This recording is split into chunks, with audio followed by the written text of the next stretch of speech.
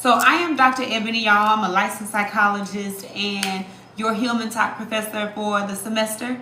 And this class that you're in is called Trauma, Depression, and Coping Skills. We're talking about different types of trauma. We're talking about different ways of coping, what depression looks like, and mental health in general as a result of trauma. So welcome, come on in. Let me know where you're from. Say hey. I see all of y'all, but we're going to go ahead and jump right in. And if you're here, great. If you need to catch the replay and you're watching this on replay, awesome as well. So a few housekeeping things. I'm a psychologist. I'm a therapist, but this does not constitute therapy. This is us learning together. I'm providing you information based on the things that I know, the knowledge that I have. If at any moment you feel like you need to take care of yourself, please exit out of the live and do so. Come back and watch it later. It will be reposted later this week. I try to get it posted by tomorrow, but I'm just getting back from vacation, so I already know it's going to be not tomorrow, but it's going to be posted this week. Also, if there is anything that you've missed, this is class 4 of a 6-week course. Class 1, 2, and 3 is available on my feed, broken up into parts. So they're about 9 parts each that are about 10 minutes a piece. So if you have time, you want to catch up, go back and watch that. It's there on my feed. If you want to watch it all in one sitting, it's available on my YouTube. Okay, and you can click through to the YouTube through the link in my bio. Okay, so welcome. Thank y'all so much for being here. Tonight's class, we're going to be talking about race-based trauma. And like I tell everyone, this class could be triggering.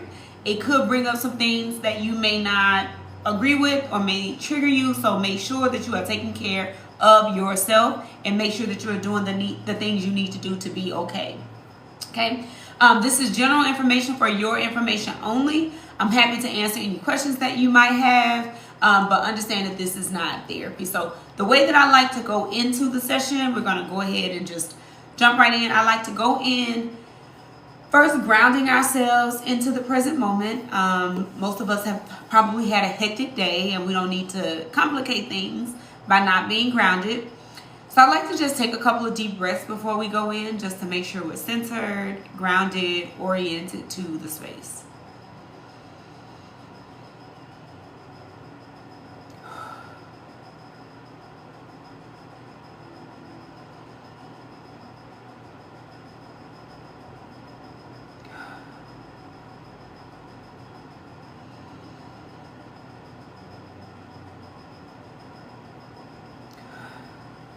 Okay. Go ahead and get yourself situated, get your notes, get your water, make sure you have what you need before we jump in. So tonight's class, we're talking about race-based trauma and how we can heal together as a collective and how we can use collective resilience to foster healing for us and our communities.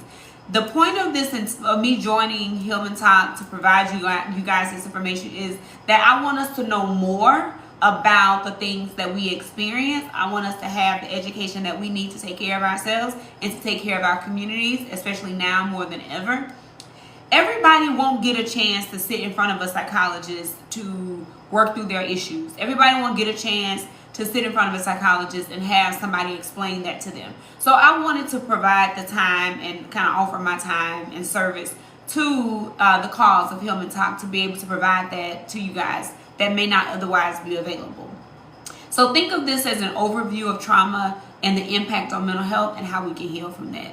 Okay, this is not meant to be specific to your issue, but just in general information that you can use, gems that you can gather and then take back to the people that you care about so that they can also have that information as well. That's the whole point. Take back what you know, share it with them so that they are more informed. Okay. So with all of those disclaimers out there, let's go ahead and jump right in. Y'all are so welcome. All right, the book that we're going to be referencing tonight is one of the reading materials. It's The Post-Traumatic Slave Syndrome by Dr. Joy DeGruy. If you go back at the beginning of the class, I give a whole lot of reading materials. We've been talking about The Body Keeps the Score. We've been talking about It Didn't Start With You. Tonight, we're going to have some excerpts from Dr. Joy's book, The Post-Traumatic Slave Syndrome, okay? And if you don't have that, go get it. It's a great resource. Okay? So tonight we're going to be exploring the legacy of systemic oppression and understanding race-based trauma and the impact that that has on us, and how we can use collective resilience to foster healing. Yes, it's a great book. Some gems in there and some things that we may not have connected the dots on, but that are really relevant for us to consider, take into practice, take into consideration. A lot of times we've been fed information from other people that doesn't really align with the true history or our true experiences, and I think she does a really good job of calling out some of the things that we can use and some of the ways that we have been impacted and ways that we can move forward. So let's examine the legacy of systemic oppression, why don't we? So when we're talking about systemic oppression, we're talking about things that are deeply rooted, things that are ingrained across several different types of institutions, practices, policies, laws, different types of, no matter the subject area or no matter the area of life, you can see it woven throughout. That's what systemic means. It's just woven throughout a lot of different facets of our lives. So historically, there are a number of things that have added to or made up systemic oppression, and I want to name some of those. The first one is enslavement. We know slavery in this country, slavery across the world, has impacted how Black folks experience the world and how the world experiences Black folks. Slavery and enslavement has shaped policy. It has shaped laws. It has shaped our experience and existence in this world, in this country. We also have Jim Crow, which is a system of racial segregation laws and practices that reinforced racial discrimination. So you may hear people talk about the Jim Crow South. They're mainly talking about policies, laws, practices that reinforced racial discrimination, especially through segregation. Okay, separating out Black folks from white folks and the access to resources that people had, and the way that things were kind of laid out for white people and then kept from Black people. Okay, so that's what Jim Crow is. That happened around the 19th century on into the mid 20th century. Then you have redlining.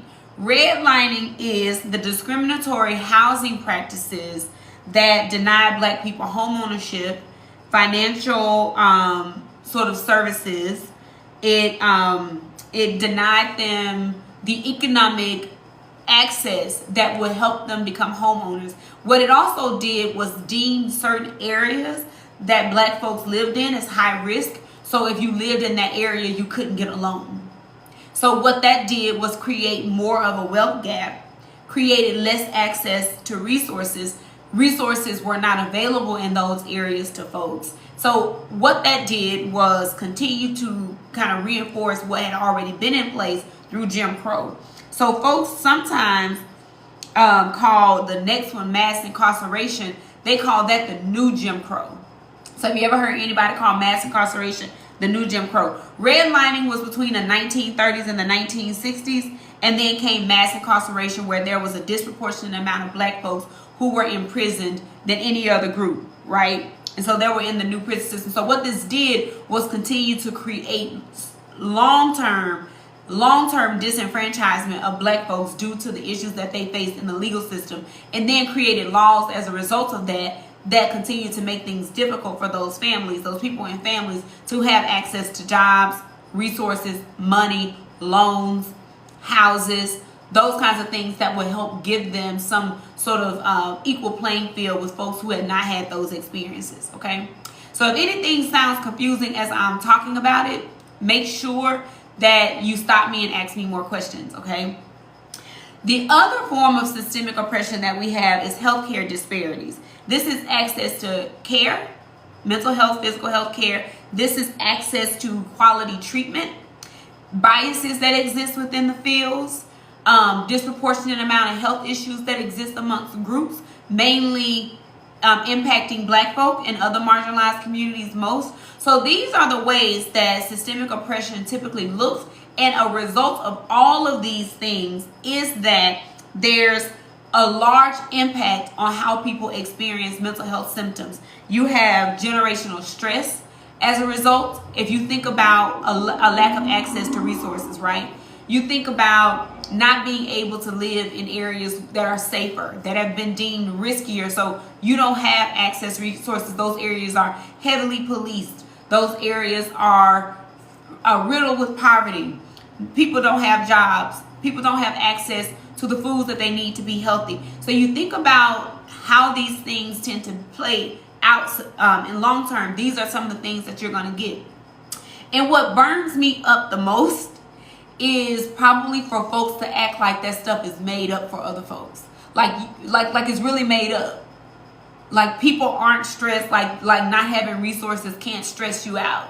We see now, and people are coming to find out, that when resources are wiped from them, it's a real struggle. But the thing that happens is that when people are not concerned about it happening to other people, and they're only concerned when it happens to them, you get people who support these laws and policies that are in place that continue to marginalize folks and continue to create these issues that we see, right? It's like, oh, that's their issue. That's not my issue. If they just get it together and just go get a job, that'd be fine. Not taking into account all of these things that have been put in place that create difficulty for folks to just go get a job.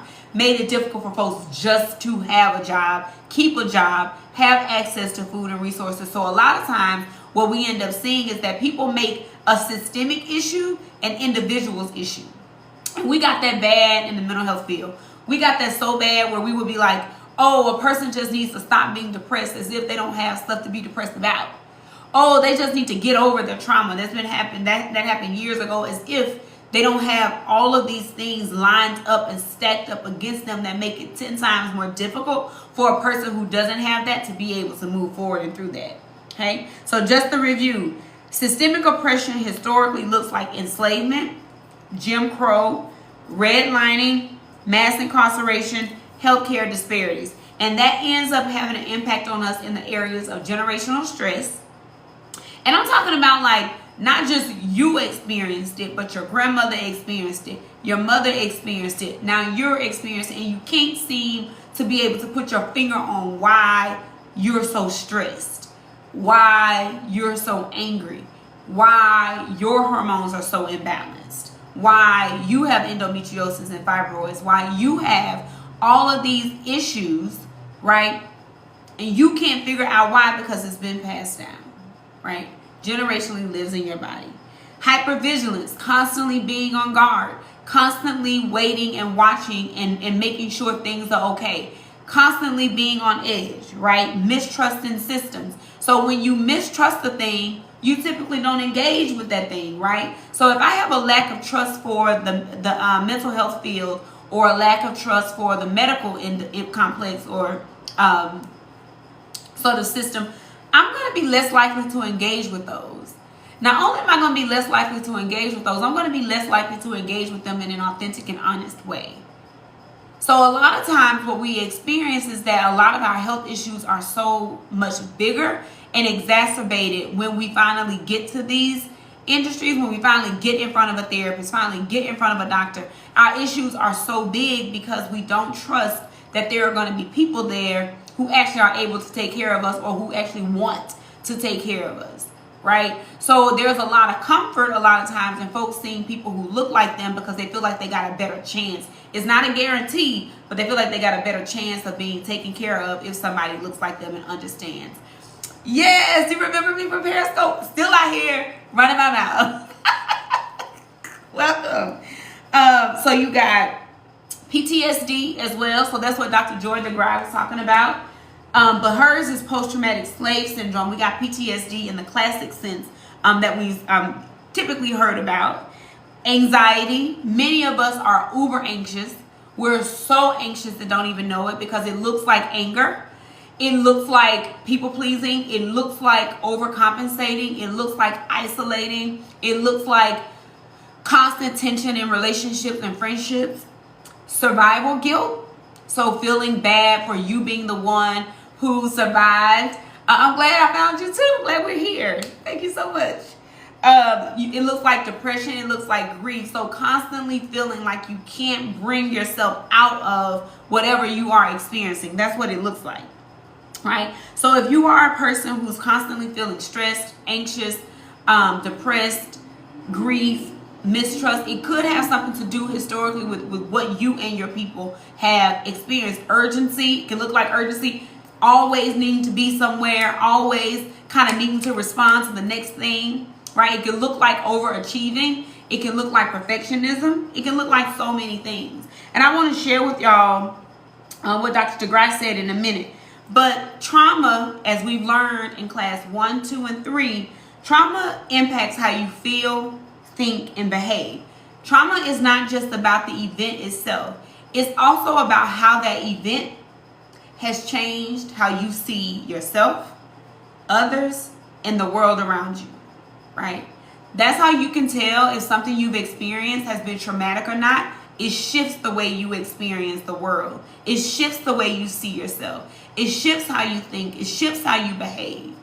A lot of times in children, they don't have this language to tell you that something has happened to me, because they also still experience all the things too. But we may see a shift in their behavior. We may see a shift in their ability to attend. We may see a shift in their ability to emote. We may see a shift in their ability to kind of like be around other people, right? Yes, this will be posted, Kat. So sorry about that. Yes, this will be posted on my feed. So class 1, 2, and 3 also have been posted on my feed. If you want to watch it in parts, take a break. TikTok is going to be the better option. If you want to watch it in one fell swoop in one sitting, YouTube is going to be the best option. I'm posting it to both places. So class 1, 2, and 3 are both posted on YouTube and TikTok on my feed, okay? So make sure you follow so you can come back to it. Okay, so in the clinical world, here's how the mental health field treats those of us who have had history of systemic oppression, race-based trauma. Centuries, and this is from Dr. DeGrasse's book. This is a quote from Dr. DeGrasse's book.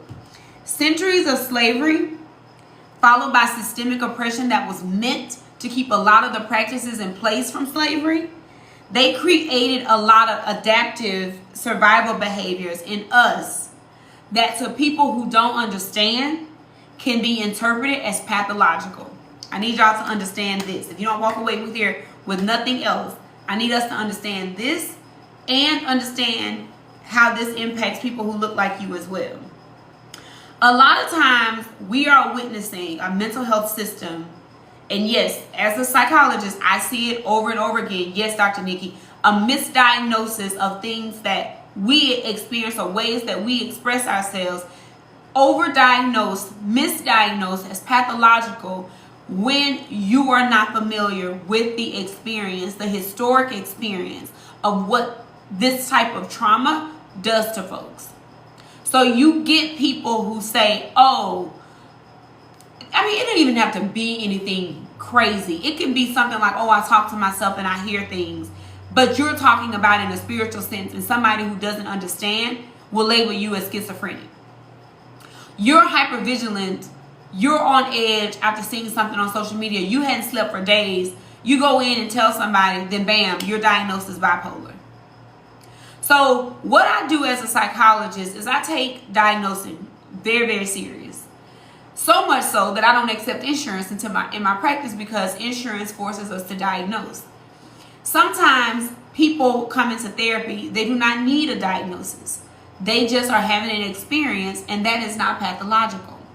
So a lot of times you might find therapists. So if anybody out there who has ever said, why aren't therapists accepting my insurance? There's a whole host of reasons.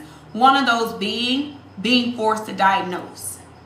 Because there may be some things that you are experiencing that you have learned to use to kind of adapt to the world around you based on what you've experienced. That does not warrant a diagnosis. But based on insurance payouts, you have to diagnose. So that's one part. The other part I want you to understand is that a lot of times we're using clinically pathological language to explain and describe each other, and we got to be very careful about that, because we're pathologizing each other in many of the same ways that the system has pathologized us, right? And I'll get to this later in Dr. Joy's book. We might say things like, they don't know how to talk to people, or they're so angry, or they're so bitter, then something must be wrong with them. Take a look at what they've experienced and you might have your answer. And we may say things like, they just need to go to therapy, as if therapy is the answer to people's experiences all the time. And as a psychologist, I'm going to tell you that it's not.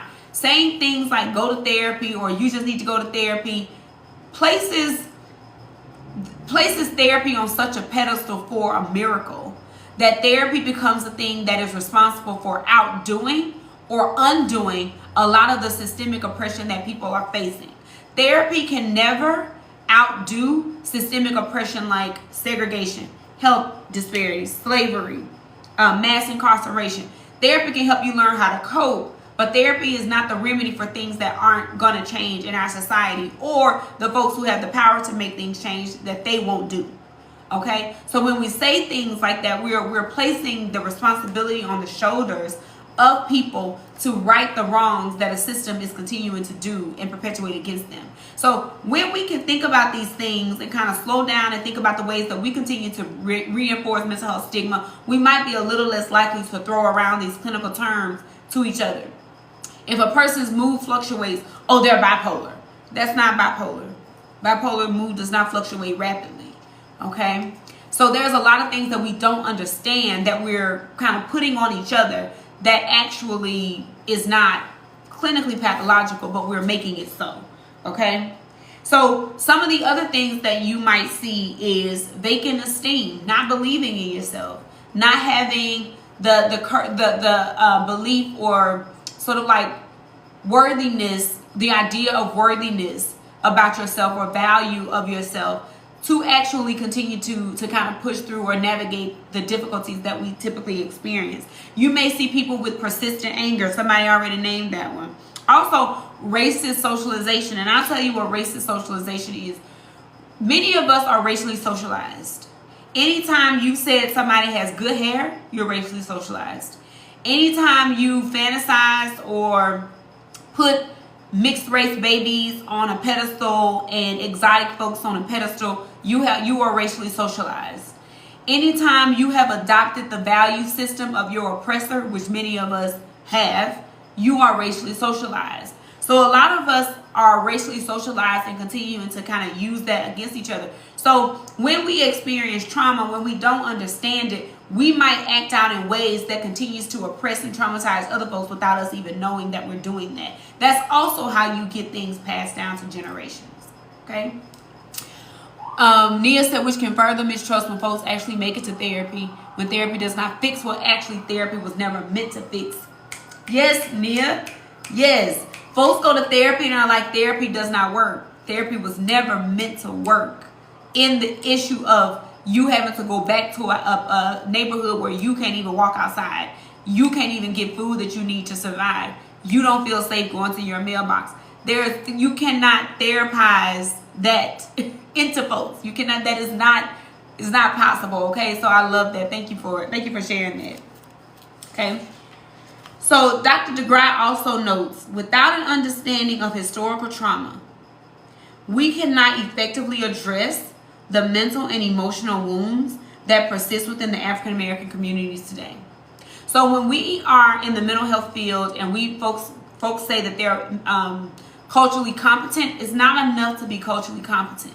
Do you understand the historical trauma? Not have you just work with folks who look like this, folks who had these experiences. Do you yourself have an understanding of historical trauma? Do you yourself understand how historical trauma maps onto a lot of things that people are experiencing today? That's the question.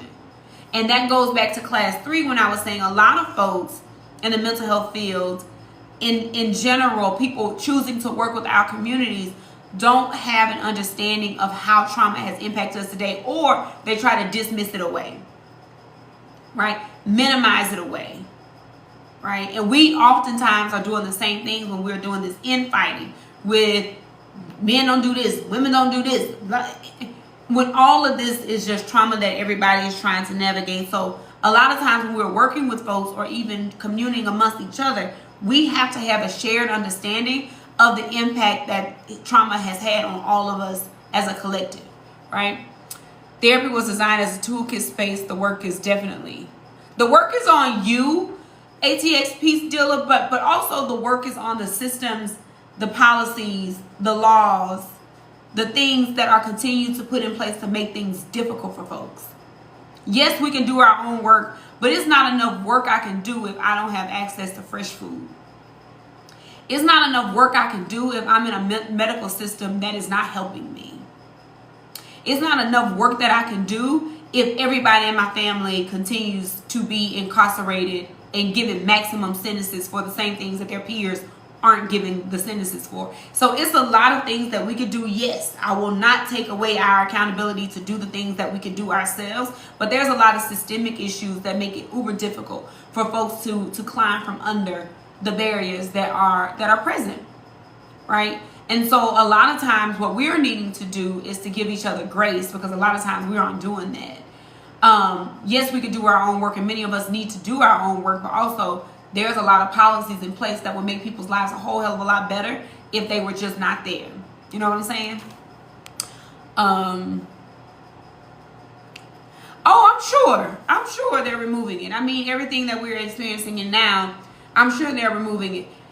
And if you are a therapist and if you are a mental health practitioner, I really do think the onus is on you, no matter if they have it as a requirement or not, to do your work if you want to work with that population. There's no, because it's an ethics, right? So ethics says do no harm. Do no harm. So if you don't have the level of expertise, knowledge, understanding, and experience to actually deal with a particular type of person, you don't need to be working with that person, because you can harm them by not understanding. For example, I'll tell you something that I experienced going through grad school. So when you're learning these particular type of trauma interventions, the thing that you learn is to challenge a lot of negative emotions, big emotions. So you may have people say, I'm afraid to go outside to the mailbox, or I'm afraid to walk across the street to the gas station. And you have a therapist who don't understand your lived experience, or you have a therapist who haven't done their work to understand historical trauma, saying, well, let's challenge that fear. How many times has that happened to you? Is it really going to happen? Do you really have anything to be afraid of? Because they don't understand that, yes, it's frightful. Or you may say, I fear going to work for retaliation. And they may try to CBT you out of what you feel, when actually what you feel is very valid. I'm afraid of the people who I work with because of the things I've seen them do to other folks. You can't CBT your way out of things that you don't understand. All you do is end up invalidating people's experiences and further making them mistrust the system where there's already mistrust, right? So it is on the therapist for sure to say, I still got to go do my work. I still got to get an understanding of what this is. I still got to figure out how to best serve this population. So when we're talking about race-based trauma, right, we're talking about microaggressions. We're talking about systemic inequities. We're talking about intergenerational wounds. So microaggressions are subtle. They're subtle pieces of language, behaviors that reinforce stereotypes. So microaggressions may look like being followed in a store. It may look like somebody saying, oh my God, you're so articulate. Oh my God, you speak so well. Right? It may look like asking folks, where are you really from? What are you? Right? That's a microaggression. What are you? Where are you from? Can I touch your hair? Or people saying, I don't see color. That's a microaggression, because you most certainly do see color. You most certainly do see color. So if you can tell me what color my shirt is, you can tell me what skin tone I have. If you can tell me what color my hair is, you can tell me what skin tone I have. People typically say I don't see color to kind of communicate that they are not biased. And you are, right? And it still happens, right? It's very infuriating, but those are microaggressions. They reinforce stereotypes. When people follow you in the store, it reinforces the stereotype that you are coming for bad intentions. You have ill intentions. When people say you are articulate, one thing that they're not saying is I didn't expect you to be articulate because I don't expect people like you to know how to talk. When people tell you that you're so articulate, they're saying, without saying, I never knew people who look like you could speak so well. I only thought that belonged to another type of people. When people say, where are you really from? It's almost like they're dismissing the vast variety of how blackness looks. Or that you somehow don't belong here. Challenges your idea of belonging. It challenges your idea of like centering in your body. When this happens, it dysregulates your nervous system, right? Systemic inequities are racial wealth gaps, educational disparities, resources being at different places, not in the places where at-risk people live, or risky neighborhoods or marginalized communities, hiring discriminatory practices or hiring discriminations. So I'm gonna tell y'all a true story, because this is real. And people want to act like it doesn't exist, and it does. I remember taking the ACT. ACT is what we got to take in Mississippi before we go to college. Some people got to take the SAT. You got to take the ACT. I remember taking the ACT at Jackson State, and I got a lower score. I turned right back around like 2 weeks later. Took it may have been a week later. I think I took it like the next weekend or something like that. 2 weeks later, I turned around and took it at the white college campus, and my score shot up. So based on that score that I got from taking that test at that white college campus, I was able to get a scholarship, but I wasn't getting that same score at the school that I took it. So a lot of times it shows up in test taking, especially standardized test taking, because there are percentages that come from the amount of people who passed when they went to this test center versus that test center, this testing station versus that testing station, right? So a lot of times kids in our communities are taking these tests, not getting scores, not because they're not smart, but one thing is that they don't have access to the information that is on that test, because those tests are normed on us, but also they are not given those scores based on where they're taking the test, right? So there's a lot of disparities, inequities woven into a lot of the things that we have to experience, and a lot of the hoops that we have to jump through just to get to where we are today, right? And it burns me up, using somebody else's words, when people say, just pull yourself up by the bootstrap. I am trying, but y'all making it rather damn difficult for me to do so, right? I got to jump through 1,000 gazillion hoops to even get to where I am, right? So a lot of times people are trying their hardest, but systems of trauma, systemic oppression continue to create. It's like the goalpost keeps moving. It's like the carrot keeps dangling, like one thing after another. People just aren't able to actually move through or get around. So for people who don't have coping skills, let me show y'all how that looks. People who don't have coping skills and keep coming up against things like this, y'all, that is exhausting for people who have the coping skills. As a therapist, as a psychologist, I have the privilege of having access to resources, and it is still exhausting. Imagine not having access to resources and being forced or told that you just got to get through it, and you don't have any way of understanding what that even looks like. So what you end up doing is just giving up, becoming mad, becoming angry, so stressed out, right? Because you're like, I'm never going to win. So then you're carrying that around, right? So it's way easier said than done for some folks. But this microaggressions, systemic inequities, intergenerational wounds is the third one. Fear of law enforcement, a persistent fear, a constant fear, being silent about what you went through. Perfectionism and overachievement is an intergenerational wound. Collective grief and trauma, loss of cultural identity, not knowing who you are, being afraid to express who you are, right? Yes, queen. Being afraid to express who you are, losing your sense of identity, fearing who you actually show up as because you know that that comes with some pressure, that comes with some consequences, right?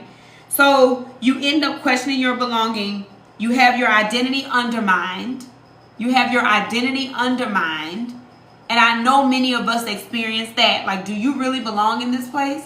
Are you really a doctor? Are you really, did you go to a real school? These are the things that happen for folks, right? That folks have to then learn how to navigate. You have emotional distress. You become avoidant. You may have some self-doubt, anger, and exhaustion, right? Dr. DeGrasse says, many of the behaviors that we view in African American communities today, like mistrust, hypervigilance, they're directly connected to survival adaptations that were necessary during slavery and segregation. So when you see people mistrusting the system, when you see people avoiding the system, when you see people being hypervigilant, those are survival skills that they needed to have at one point in time. Those are survival skills that their parents may have passed down to them. Now, there are moments when we are still using coping skills that we don't need to use anymore. And we can check ourselves about that. A lot of us continue to be mistrustful when things with people who have shown that they can be trusted, right? But many of us have such deep, ingrained issues that have been passed down because of the trauma that people who were before us experienced, that we continue to use those same survival skills, right? So what I also don't like that we need to work on, I'm guilty of this myself, is telling folks, you just need to go to therapy when there's a lot of mistrust that exists in this space for folks. Folks do not trust this system for very good reason, right? Or you need to just tell your therapist about that. Folks aren't sharing with their therapist for very good reasons. Folks are afraid, if I really share that and show you my real self, are you going to lock me up? Let's go back to mass incarceration. Also includes institutionalizing folks, hospitalizing folks, committing folks, like the old terms, right? Involuntary hospitalizations. Are you going to have that be a consequence for me when I really tell you what I'm dealing with? Or are you going to work to try to understand what my experience is? Right? So just telling folks to go into a system that has historically been a place of mistrust is negligent. Right? It's negligent. Are you going to lock me up? Are you going to get my kids taken from me? Yes. Are you going to take my kids if I tell you the truth about what I'm experiencing? Because truth be told, everything that somebody says they are experiencing does not require hospitalization. Some things do, everything does not. But what happens when you don't understand what somebody is experiencing and you haven't gotten a chance to understand the nuances of that person and gotten to know that person, you rely and let fear drive you to doing something to that person that furthers the mistrust that already exists between them and the system. Right? If we take a minute to really understand what somebody is saying, we may understand that they're saying, I just wish all this pain would go away and I need an escape. So maybe we can help them escape in healthier ways. But many of the first things that we do, especially therapists, is that we go right to, oh, I gotta lock you up. And a lot of times, I just put this on my threads, a lot of times therapists are fearful because they don't know how to deal with that behavior because they don't understand and haven't done a lot of their own work. But also, therapists by trade, many of us are trained to act like we're the police. I mean, some people ain't gonna agree with that, but I'm just telling y'all, that is what happens a lot of times. So therapists have some reckoning to do with themselves as well to make this system a lot more approachable, a lot more safe for folks. So when we tell folks you just need to go to therapy, therapists need to learn how to meet people and treat them like they're humans too, because we aren't just inherently trustworthy. We're not. We've done some really harmful things, right? And when I say we, I mean the mental health system, because I am a Black psychologist, but I'm also a part of a system that has been harmful to folks, right? So reckoning with that is what a lot of us have to do rather than dismissing it and dismissing people's experiences. So then how do we move towards healing, right? After all this stuff that we have experienced, how do we move towards healing? We utilize and call into action the power of community care.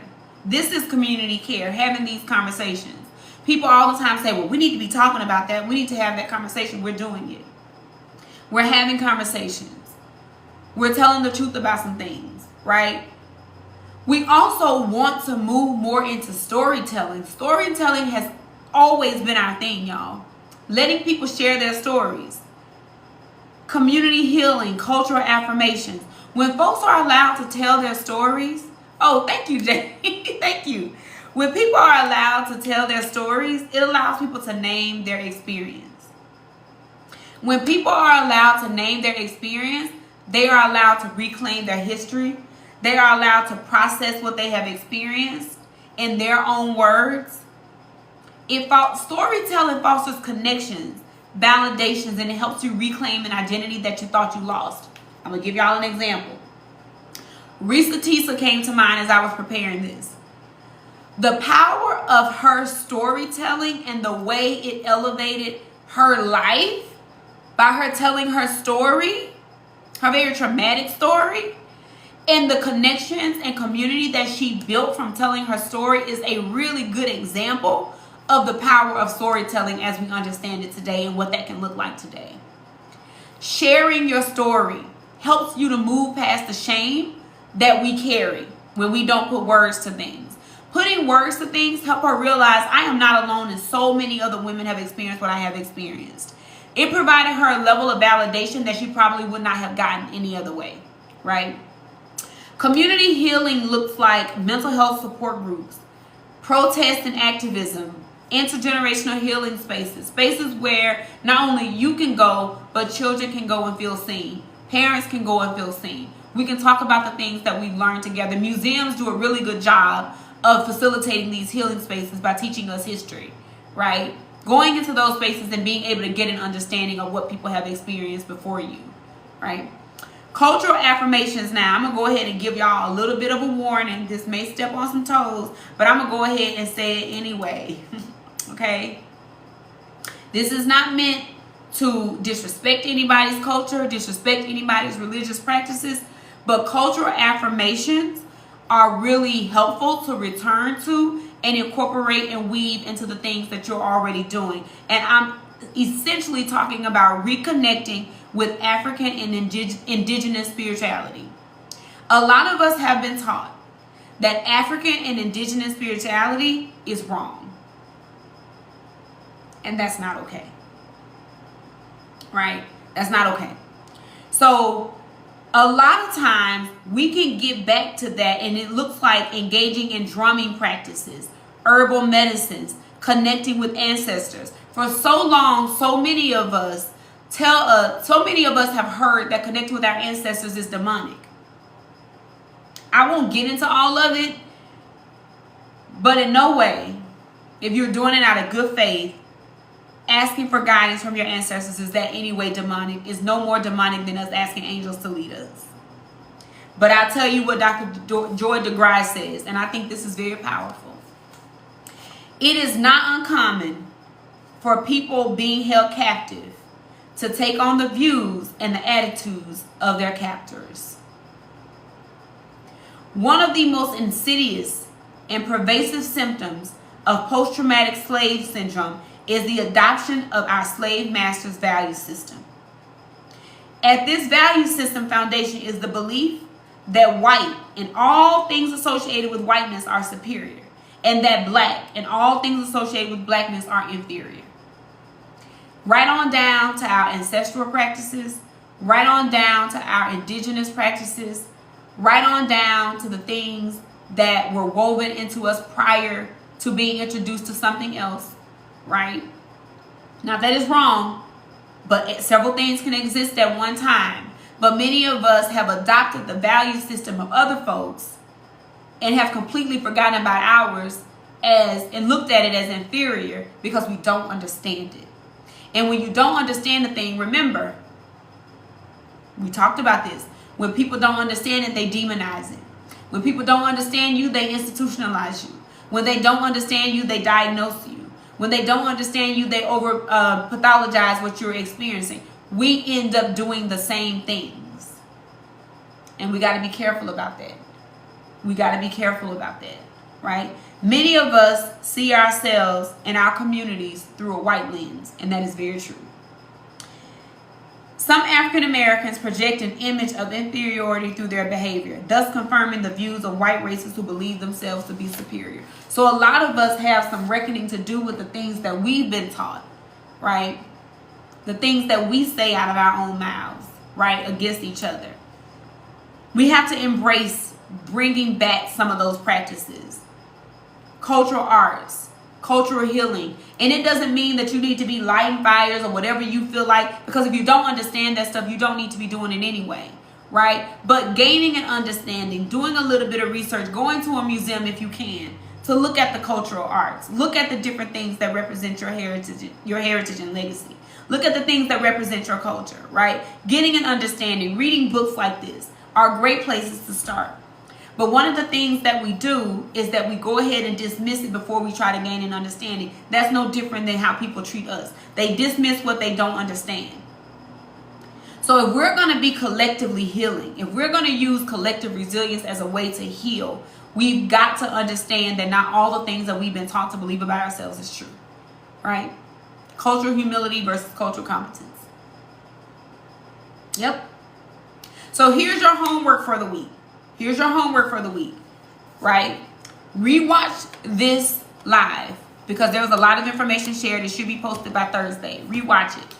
But another thing I want you to do is I want you to think about, this is going to come from the My Therapy Card relationship deck, okay? So these are my cards that I created as a supplement to work that you may already be doing, or to give you some space to be able to do some journaling. I give you a prompt at the top and a task at the bottom.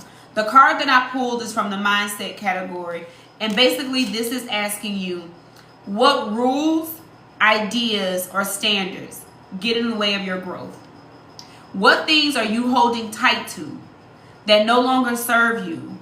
Rules, ideas, or standards that get in the way of your growth, right? Yeah, Andy, as quiet as it's kept. I have no clue. Right? And what it really does is it's a lot of fear rooted in the things that people do not understand. And so we end up doing things that we don't even realize we're doing. We're not present. We're actually just kind of on autopilot and just kind of engaging in things, because that's a whole nother life for a whole nother day. But we end up doing things that we don't know is related, but is related, and then shunning people for doing things that they do, right? So your reading assignment for sure is post-traumatic slave syndrome. I would particularly invite you to read chapter 5. I would particularly invite you to read chapter 5. It's called, this is an easy read, y'all. Chapter 5 is called chapter 4. Chapter 4 is post-traumatic slave syndrome. Chapter 5 is slavery's children. Okay. 4 is post-traumatic slave syndrome. Chapter 5 is slavery's children. Both of those talk about the impact and what that looks like today. If you want to do some journaling, you're going to use the My Therapy card from the relationship deck. What rules, ideas, and standards get in the way of your growth, right? It's pulled from the relationship deck, but you can tailor the questions to fit whatever situation you're in, okay? Yes, I can hold up. You want me to hold up the book? Let me see. So this is the book. I don't know if it's centered. Yeah, there you go. So chapter 4 and chapter 5. Chapter 4 and 5. Okay. And then this is the front of the book. Okay. And then this is the My Therapy card deck that we use to journal. There's a relationship deck. There's a teen deck. There's a women's deck. And then there's a men's deck. The men's deck is on the shelf behind me. But I use these cards and tailor them to whatever situation I'm dealing with. That's why I pull that card, so you can tailor it to the work that we're doing. What standards, rules, and ideas are you continuing to hold on to that are getting in the way of your growth? Okay? Any questions? Any questions before we end tonight? This is a quick class. Any questions? Y'all are so welcome. Thank y'all for being here. I appreciate y'all. Class is on Monday nights at 7:30 Central, 8:30 Eastern. We have 2 more classes, March 10th and March 17th. Okay. Okay. Thank you so much. Thank you so much for being here. I appreciate y'all. I appreciate y'all for stumbling here and staying. So that concludes our class for tonight, y'all. Go out, take care of yourself, eat a good meal, drink some water. Okay. Watch the replays if you're new here. There are 3 already. This is class 4. And we'll see each other back here on Monday. All right, y'all? I'll talk to y'all later. Oh, for those of you who don't know me, I'm Dr. Ebony. I'm a licensed psychologist. I forgot to introduce myself. I'm a licensed psychologist, and my area of expertise is trauma. So I decided I was going to teach this as a part of Hillman Talk. So I appreciate y'all for coming and spending your evening with me. Okay? Thank y'all so much. Do say hey. I do post other than teaching on TikTok. If you do Instagram, I'm Dr. Ebony Online on Instagram, and my YouTube link is in my bio for the full classes, okay? Thank y'all so much, and y'all have an awesome week. Bye, y'all.